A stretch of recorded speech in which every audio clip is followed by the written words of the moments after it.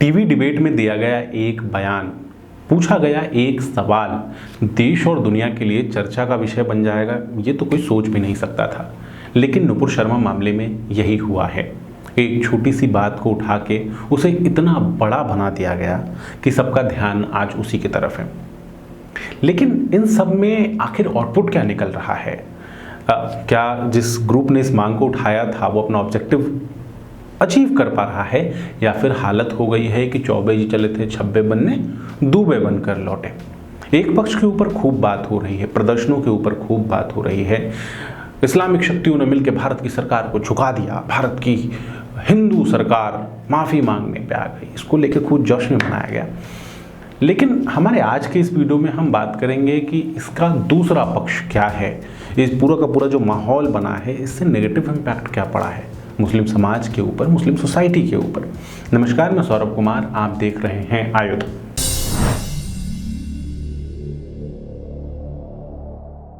इस घटना का प्रारंभिक चरण क्या है, शुरू में क्या हुआ, ये लगभग सबको पता है, सबने देखा। नुपुर शर्मा, भाजपा की पूर्व प्रवक्ता नुपुर शर्मा ने नेशनल टेलीविज़न पर एक बयान दिया। उनके इस बयान के बाद एक सोशल मीडिया पत्रकार हैं, उन्होंने ट्वीट किया इस मामले को, जिसके बाद पहले भारत में प्रोटेस्ट हुआ, उसके बाद अचानक से 4-5 दिन के बाद, लगभग एक हफ्ते के बाद दुनिया के जो इस्लामिक देश हैं वहाँ से ट्वीट्स आने शुरू हुए, वहाँ से भारत सरकार के ऊपर दबाव बनाया गया, जिसके बाद भारत की सरकार ने नुपुर शर्मा को प्रवक्ता के पद से हटा दिया। उसके बाद लगातार 3 दिन तक सोशल मीडिया पे शेम ऑन बीजेपी ट्रेंड होता रहा। ऐसा पहली बार हुआ है कि जो भाजपा के समर्थक हैं वो ही भाजपा की इतनी कड़ी आलोचना कर रहे थे। वो भाजपा को सवाल पूछ रहे थे, भाजपा के ऊपर सेक्युलर होने का, भाजपा नई कांग्रेस हो गई है, ऐसा आरोप लगा रहे थे। देखिए, इससे एक चीज़ तो क्लियर होती है कि जो भाजपा की भी समर्थक भीड़ है वो किसी पार्टी का नहीं, एक विचार का समर्थन कर रही है। और अगर भाजपा भी उस विचार को सहमति नहीं दे पाएगी, उस विचार के साथ नहीं चल पाएगी, तो लोग भाजपा की भी आलोचना करने से चूकेंगे नहीं।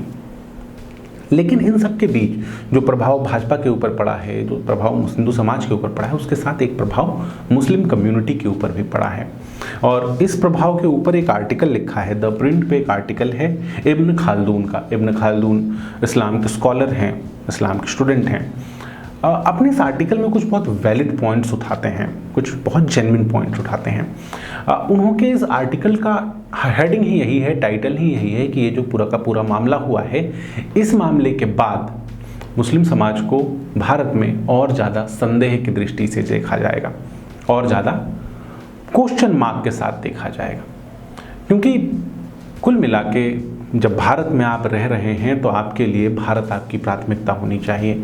लेकिन आप आज भी वही कर रहे हैं जो आप मध्य युग में किया करते थे, कि आपने मोहम्मद गौरी को चिट्ठी लिख के भारत बुला लिया। आज भी आप क्या कर रहे हैं? भारत की समस्या है, भारत की बात है, लेकिन आपको समर्थन इस्लामिक देशों से चाहिए। अगर इस्लामिक देश भारत को बुरा बोल रहे हैं तो उसके ऊपर आप खुश हो रहे हैं।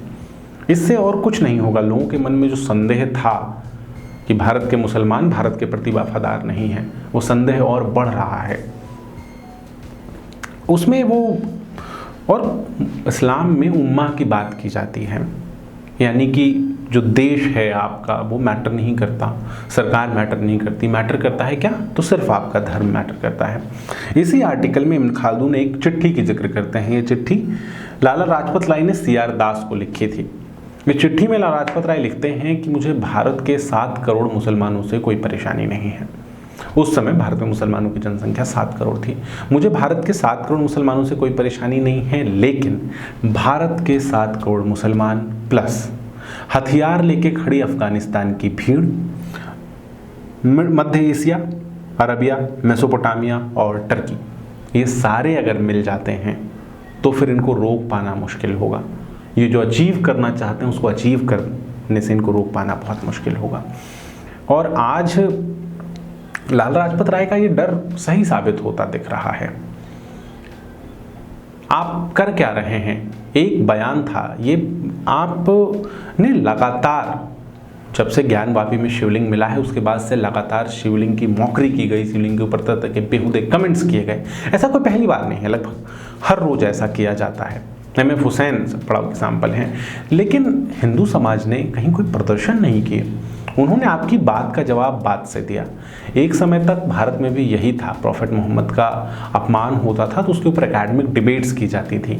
लेकिन इस मामले में क्या डिबेट की जाएगी, क्योंकि जो बात नुपुर शर्मा ने कही है वो बात तो हदीस में लिखी हुई है, वो बात तो साहिह बुखारी में लिखी है। जो बात आपके ही धार्मिक किताब में लिखी है उस बात को लेके आप क्या विरोध प्रदर्शन करेंगे। और राहत इंदौरी साहब लिखते हैं ना कि लगेगी आग तो आएंगे कई घर जद में, यहाँ पर सिर्फ हमारा ही मकान थोड़ी है। जब आप इस चीज़ के ऊपर विरोध प्रदर्शन कर रहे हैं तो सवाल सिर्फ हिंदू समाज के मन में तो नहीं आ रहा है, सवाल इस्लामिक समाज के मन में भी आ रहा है।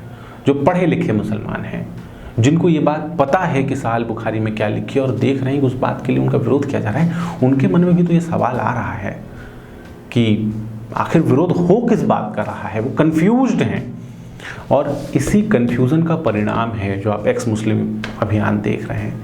आज ही मध्य प्रदेश के रतलाम में 18 लोगों ने इस्लाम छोड़ के हिंदू धर्म अपना लिया है। आप खुद ही अपनी किताबों को लेकर कंफ्यूजन पैदा कर रहे हैं। इस्लाम का आधार इस्लाम की किताबें हैं, उन किताबों के ऊपर से लोगों का विश्वास उठ जाएगा तो उनका विश्वास इस्लाम के ऊपर भी उठ जाएगा। इसके बाद आप कर क्या रहे हैं, क्या हो रहा है देश में देखिए। इस बयान के बाद जुम्मे की नमाज के बाद, फ्राइडे की नमाज के बाद कानपुर में हिंसा हुई, पत्थरबाजी हुई, आगजनी की गई। एक हफ्ते बाद आज जुम्मे की नमाज पढ़ी है। जुम्मे की नमाज में आप क्या कर रहे हैं, जम्मू में मस्जिद के ऊपर खड़ा होकर वहाँ से नुपुर शर्मा का सर काटने की धमकी दी जा रही है। बंगाल में देखिए हिंसा हो रही है, जुम्मे की नमाज के बाद जगह जगह आगजनी हो रही है, पत्थरबाजी की जा रही है। और उसके बाद बंगाल की मुख्यमंत्री हैं ममता बनर्जी वहाँ जाके भीड़ से कह रही हैं कि यहाँ पे नहीं, दिल्ली जाके प्रदर्शन करो, प्रधानमंत्री को हटाने की मांग करो। आप AMU में देखिए सैकड़ों हजारों लोगों की भीड़ सड़कों पे निकली है, पढ़ने के लिए गए हैं वहाँ पे, लेकिन सड़कों पे निकल के नारे लगा रहे हैं नुपुर शर्मा को फांसी दो। यही चीज़ मुरादाबाद में हो रही है। मुरादाबाद में नुपुर शर्मा को फांसी देने की मांग की जा रही है।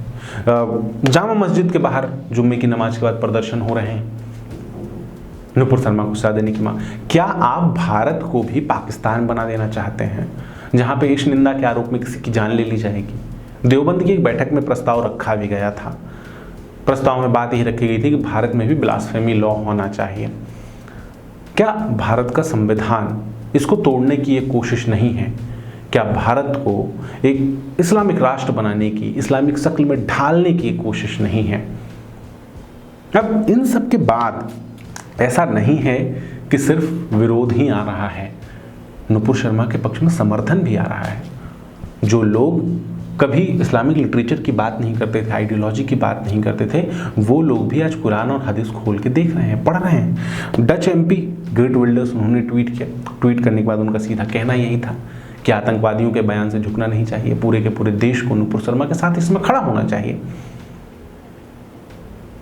अगर आपके समर्थन में तालिबान खड़ा है, जो बात आप कह रहे हैं वो बात तालिबान कह रहा है, तो मुझे नहीं लगता इसके बाद आपको किसी वैल्यूएशन की ज़रूरत है कि आप सही जगह पर खड़े हैं कि गलत जगह पर खड़े हैं।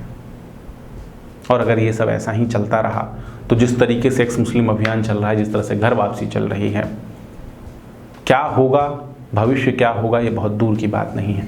और अगर आप भारत में टकराव चाहते हैं, इस तरह जामा मस्जिद प्रदर्शन, इस तरह की नारेबाजी अगर आप चाहते हैं, तो आपको ये भी सोचना होगा कि अगर भारत में टकराव की स्थिति बन गई तो इसका परिणाम क्या होगा। अगर भारत का हिंदू समाज भी इसी तरह कॉन्फ्लिक्ट करने के लिए सड़कों पर उतर गया तो क्या होगा। इस दिन से हम सबको बचना चाहिए। इसको जितना टाल सकते हैं उतना टालने की कोशिश करनी चाहिए। अगर आपको हमारा ये वीडियो अच्छा लगा तो चैनल को सब्सक्राइब कीजिए। साथ ही हम फेसबुक, ट्विटर और इंस्टाग्राम पे भी हैं, आप हमको वहाँ पे भी फॉलो कर सकते हैं। आपका बहुत बहुत धन्यवाद।